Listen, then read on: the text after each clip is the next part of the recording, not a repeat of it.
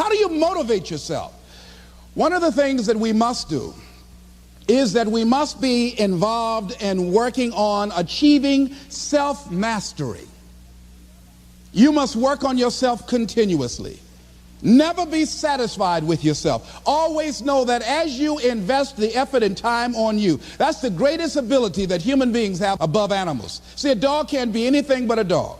Tree can't be anything but a tree. Human being, you've got unlimited potential. You can put effort on you, and by concentrating on you and developing you, you can transform your life wherever you are right now. So you want to work on yourself. You want to read books that inspire you and motivate you. You want to listen to tapes over and over and over again. And I suggest that you listen to tapes when you first get up in the morning. You want to control the spirit of your day. When you first wake up in the morning, your mind is operating at 10.5 wave cycles per second. That's when the subconscious mind is most impressionable. Whatever you hear in the first 20 minutes when you wake up, that will affect the spirit of your day. When you listen to tapes, listen with relaxed belief. Believing that this can happen for you. And by listening to them, listen to them over and over and over again, and you will get a breakthrough.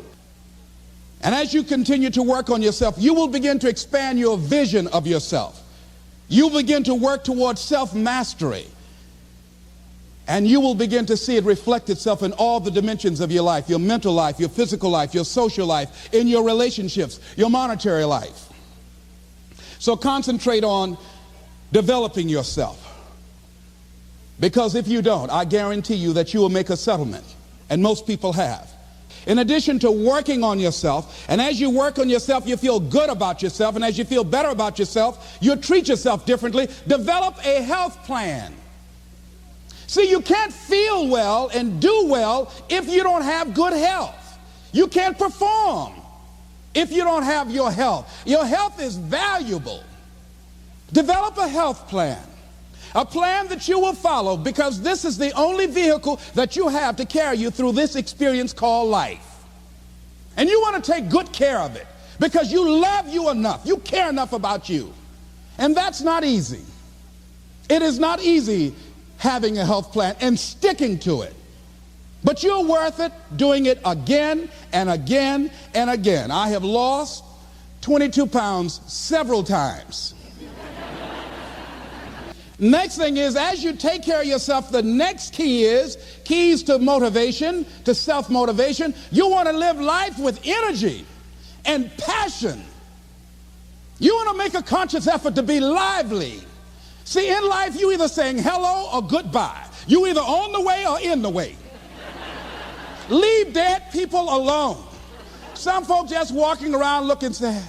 How you doing, honey? Stay away from these people. Just go away from them. It affects you.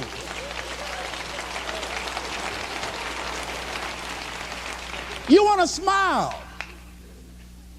You want to be happy. You got a lot to be thankful for. But you watch some of the faces around you every day. And I tell you, some of these faces, they will put you in a depressed state of mind. So you want to avoid these kind of faces. When you see them coming, turn your head. Next thing is that you want to monitor your inner conversations. The things that you say to yourself.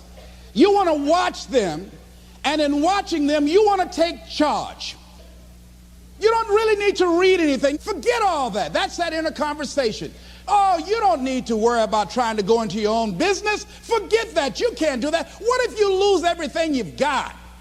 That inner conversation that stops you from doing the things you want to do less, don't do that. The next thing that is a key to self-motivation is that you've got to ask yourself, what do I want out of life? What do you want out of life? What do you want out of a job? What do you want out of a career? What do you want out of a relationship? What do you want? What gives you your life? How will you know when you got it? What will make you happy? You need to know. You need to start asking yourself some questions. What do I really, really, truly want?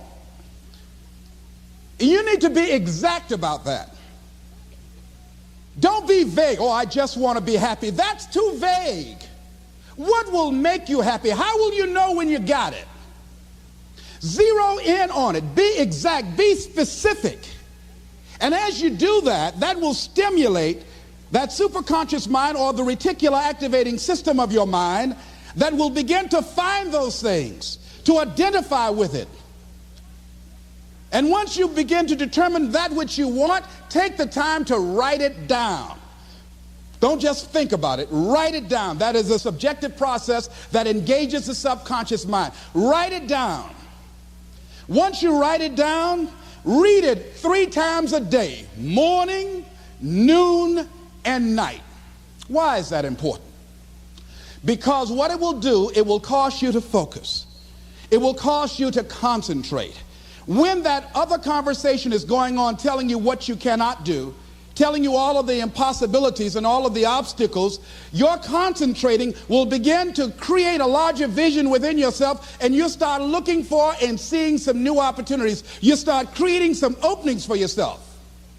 As you begin to read that every day, day in and day out, that will make you focus. That will discipline your thinking. And you'll get all kind of creative ideas. As I talk to you right now, being involved in this immersion process, you're going to create some openings for yourself.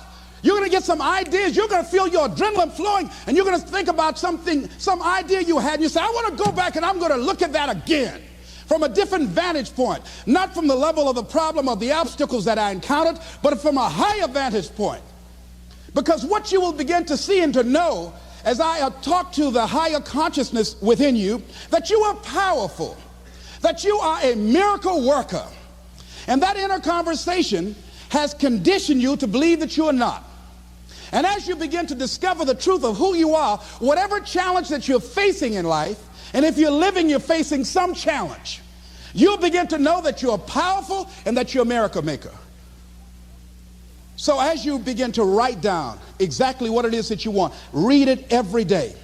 The next thing is, see yourself there.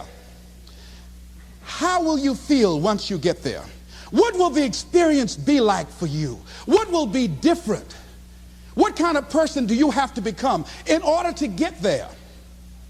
Visualize yourself there, living the experience. You want to see yourself beyond your circumstances. You got a challenge, see yourself beyond your challenge. See yourself with the challenge already resolved. And knowing that all is well, seeing yourself in control and in charge of your destiny, being healthy and happy.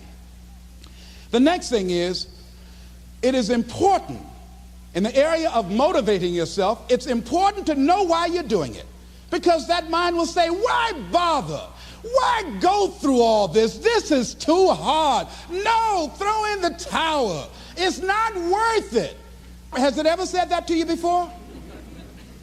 Here's how you can handle that. Here's how you override that. Write down 5 reasons why you deserve it. Why do you deserve what you want? Why you? Why do you deserve it? What meaning and value will it bring to your life? What's so different about you that you deserve your goal or this goal? And when you write down those 5 reasons, when you have some down moments, and you're going to have them, when that conversation starts talking to you, and it's going to talk to you, what you will do is you can pull that out and read it, and it will build you up. It will be your rod and your staff to comfort you through some challenging moments, because you're going to have some. Life will knock you between the eyes. It will catch you on the blind side, come out of nowhere, stuff you can't anticipate that will knock the wind out of you. You want to give up. That's why it's important for you to work on yourself, listening to tapes, building yourself up, talking to yourself with power, feeling, and conviction, building yourself up day in and day out. The next thing is that whatever you do, you want to develop technical mastery. You want to be the best at what you do. You want to master it. See, part of self-motivation is you've got to find something that gives you a strong sense of competence.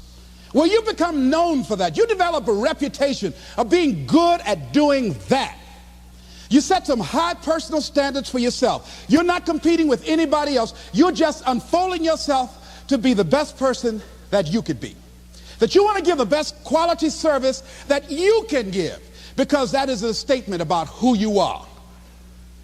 The other thing that's the key to self-motivation is recognize the fact that you're going to get into some slumps. Recognize the fact that you're going to encounter a great deal of failure in life. It goes with the territory. But in the face of that, you want to be relentless. When you want something, you don't expect everybody to say, oh, come on in. Oh, you want this? Oh, great. We want to give this to you. You're such a nice person. You're doing it for your family, aren't you? Great. No, life isn't like that. But you've got to decide that I'm going to be fearless. I refuse to be denied. And I'm going to go all out. I'm going to be relentless. I don't care how many no's I encounter. The next thing is that when you want something out of life, you've got to be willing to go into action. Don't wait around for things to be just right. Don't wait for things to be perfect. Don't wait for the ideal situation. It will never be ideal. There will always be a reason. Well, as soon as the children grow up, as soon as I pay my bills, or as soon as I get my divorce, as soon as I get enough money together, do what you can, where you are with what you have, and never be satisfied. A lot of people never take a chance in life. They don't want to take any chances. They want the situation to be ideal. See, that's not walking by faith. That's walking by sight. If I can see it, I'll do it. No. That's a lot of people saying, if I can see it, I'll believe it. No. If you believe it, you can see it.